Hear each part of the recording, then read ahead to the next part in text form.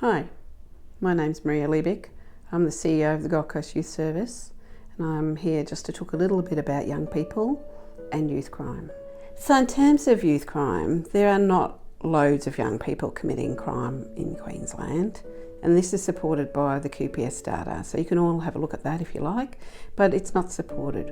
What we do have is a small group of marginalised young people who are committing serious crime. So serious crimes, things like break and enter, unlawful use of a vehicle, and usually they go hand in hand, unfortunately.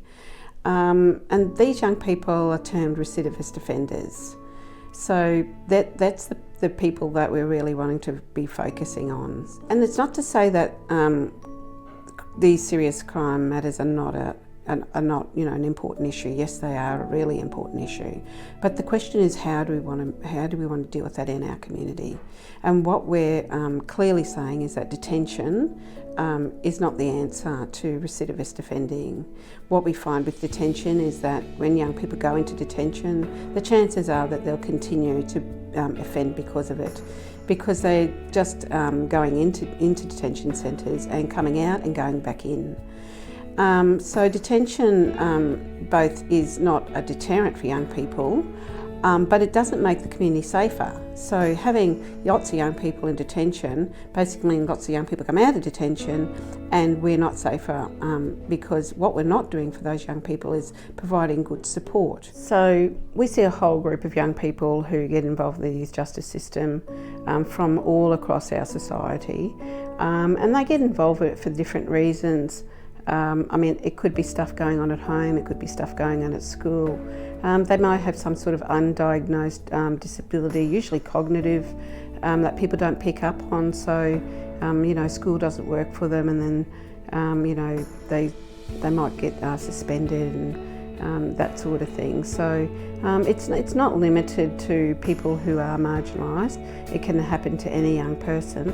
It's just about how we put the supports in around them, what's working for them, the sort of services they need, whether it's a guidance into their career path, or whether it's getting a cognitive assessment on a disability, or do they have a hearing issue, or all those sort of things. So it can be a whole range of reasons why young people get involved in the youth justice system. And we need to remember that most young people don't stay in the youth justice system. Most young people will have one touch into the youth justice system and they're out. So like we said, lots of young people are just doing fine. It's just that small group that we continue to see over and over.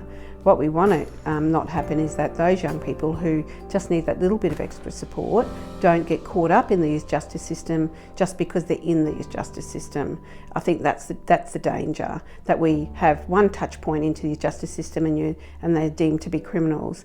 No, they've made a mistake, and a lot of them have been caught up for whatever reason, but we can do diversion and early intervention, particularly diversion, to see what do they want to do with their lives, where do they want to go, what are their strengths, and look into a hopeful future for them, and go forward and just be a part of the community like the rest of us are.